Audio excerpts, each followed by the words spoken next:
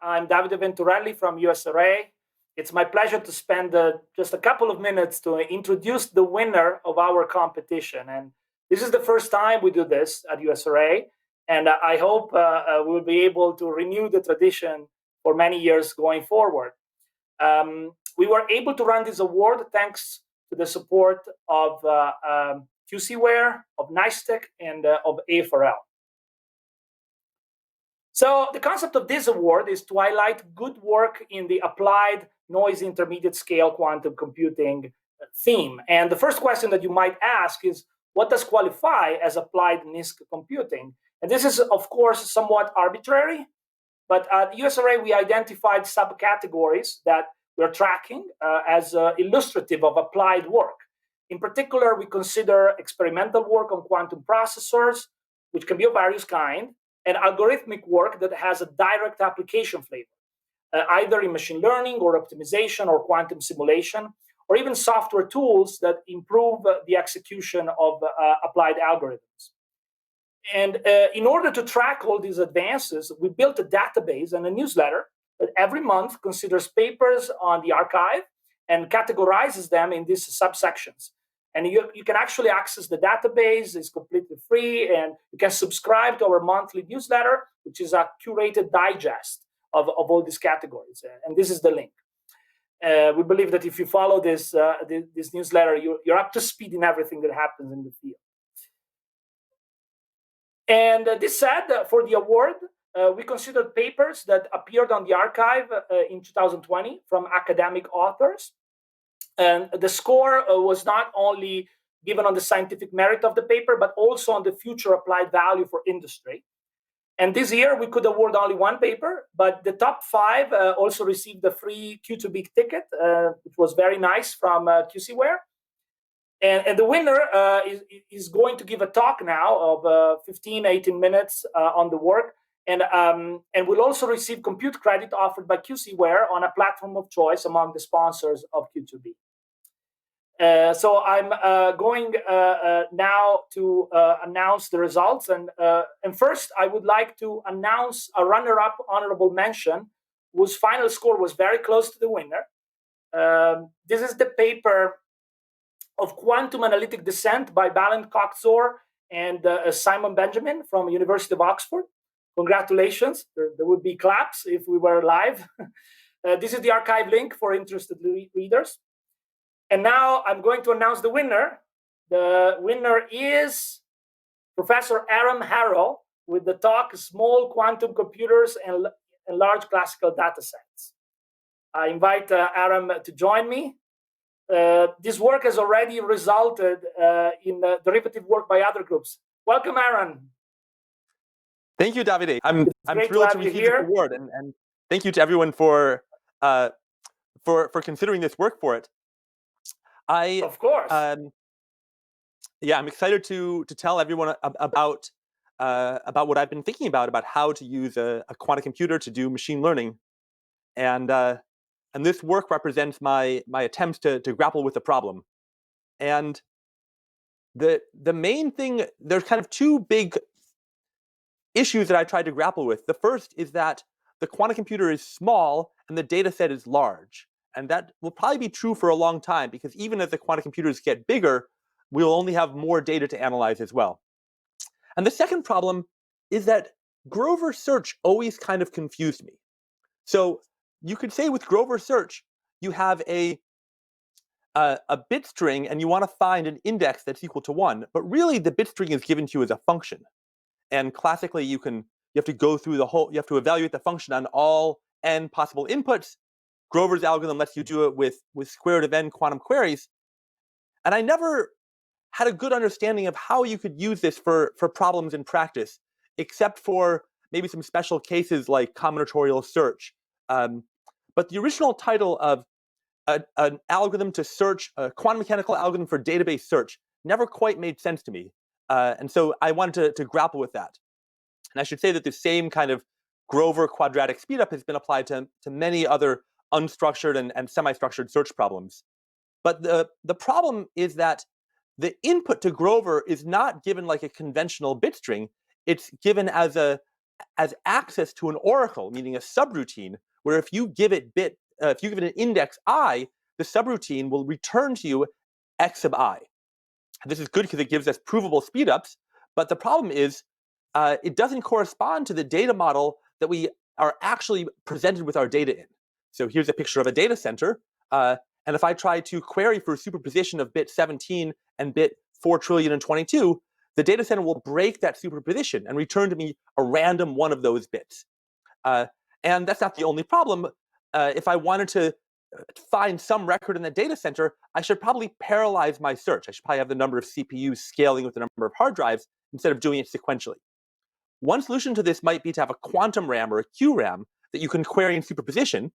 And this gives you a lot of algorithmic advantage, but it's a new algorithm, it's a new hardware demand. And as a theorist, I feel that's a little unfair. I feel the experimentalists are working hard enough to make a conventional quantum computer. I want to tell them something they can do with that without having to move to some other model. So what can you do in the conventional quantum computing model? If I have a hard drive and I want to turn it into a quantum oracle, one thing you can do with a classical computer controlling a quantum computer, let's say you have a laptop connected to your big database. The laptop talks to an FPGA that talks to your pulse programmer that's actually controlling the quantum computer. Then you can go through it record by record, and you look at each record, come up with a bunch of gates that say, let's say, if I is equal to 17, then do a controlled addition of x sub 17 to the next register. The quantum computer never needs to directly access all of the data, doesn't need to store all of the data, but you pay a terrible price in terms of time.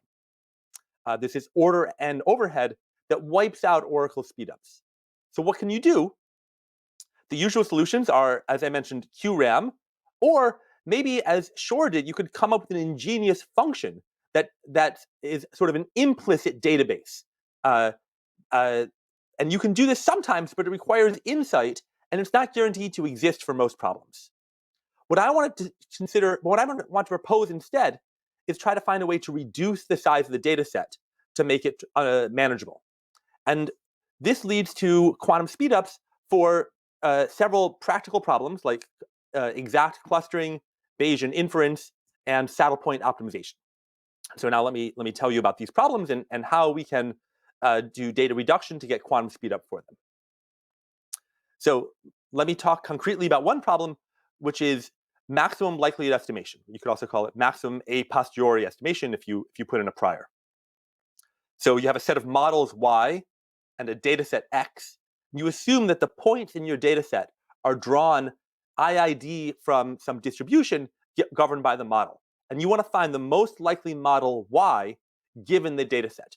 So you have this log likelihood function, f of xy, and you just want to maximize over y, the sum over all the data points of f of xy. And then maybe you add this term r of y if some models are more likely than others, even before you've seen any data. So mathematically, the sets x and y look almost symmetric there. Okay, in one case you have a max, in another case you have a sum, but there's a quadratic speedup in both cases from Grover's algorithm. But the type of data is very different. The data set X is your data set that you want to fit. It lives on a hard drive or some kind of storage medium. We cannot access it in superposition. Whereas the data set Y, this is like the data set in Shor's algorithm. It's sort of a synthetic data set. We can make superposition queries to it. For example, if we're a clustering problem, Y might specify the weights and covariance matrices of the clusters. And so how these things actually are presented to us is very different. And as a result, if we have a classical computer controlling a quantum computer, really the standard model of quantum computing, and we try to get a Grover speedup, we can get a Grover speedup for the maximum over y, but not for the inner loop that sums over x. For there, we have no quantum advantage. We just have to iterate through the whole data set, same way on the quantum computer as on the classical computer. And this will erode a lot of the potential speedup that we get from some quantum optimization algorithm. And so the key question here is, can we reduce the dependence on the size of the set X? And I should say I'm going to focus on Grover because it feels like it's one of the foundational algorithms, and I just want to know how can we use this concrete algorithm for machine learning, but the same principles apply to any more sophisticated optimization algorithm as well. Adiabatic algorithm, QA, whatever, they all have this problem of dealing with large data sets. So there's a technique in classical machine learning for reducing, for approximating a large data set by a small one called a core set. If you have a data set X given by this bunch of points here, then you can have a core set X prime that's a subset, a weighted subset of the original points that approximates the original data set with respect to your class of models. So more concretely, that means for all models Y, the true log likelihood should be approximately equal to the log likelihood that we just get by using the core set.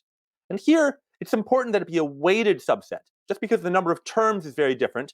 And also, when we do the sampling to produce the core set, we might sample some points with higher probability than others. And so we have to adjust the weights to compensate for this. This is called importance sampling, and it's an important technique in machine learning and statistics.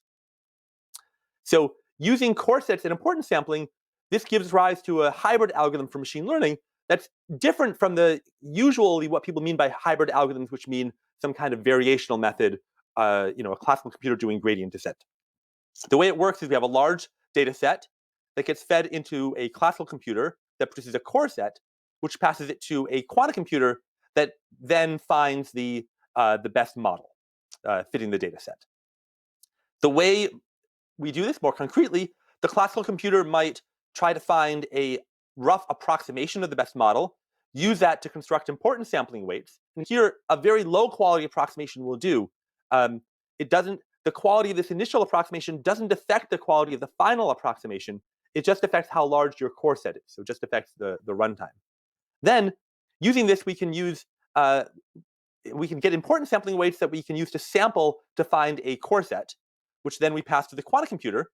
And now the inner loop of, let's say, doing maximum likelihood estimation now only depends on the size of the core set. So if we get the Grover speedup for the search over all models, then this becomes closer to a full quadratic speedup. We no longer have to deal with the overhead of going over a large data set. And for some problems like exact clustering, the best known classical algorithm already has this form where you take a core set and then brute force over all clusterings of the smaller data set. And so this is a problem then where you have a small, you reduce it to one where there's a small input and a large combinatorial search where you can get a big quantum speedup without being hurt by the size of the data. And again, you could also use this for adiabatic or any other optimization method. Okay, so this is a simple, direct way to get to do useful things with the quantum computer. But as a quantum algorithm designer, I find the role of the quantum computer less glorious than I would like.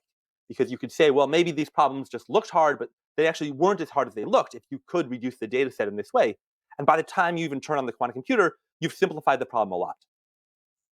And so are there advantages to using a quantum computer interactively, where maybe the classical computer sends something to the quantum computer, and the quantum computer responds with a message saying, can you tell me more about this part of the data set? Can you give me records that look like this? That would help me with the model.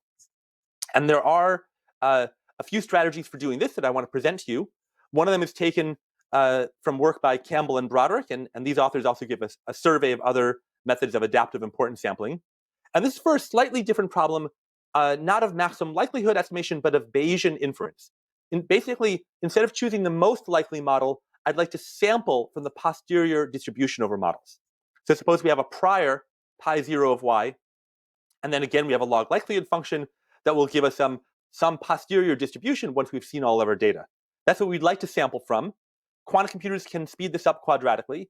And here, quantum computers can get a quadratic speedup of simulated annealing, which is a lot better than Grover gives you a quadratic speedup of brute force search, which is usually not the best algorithm.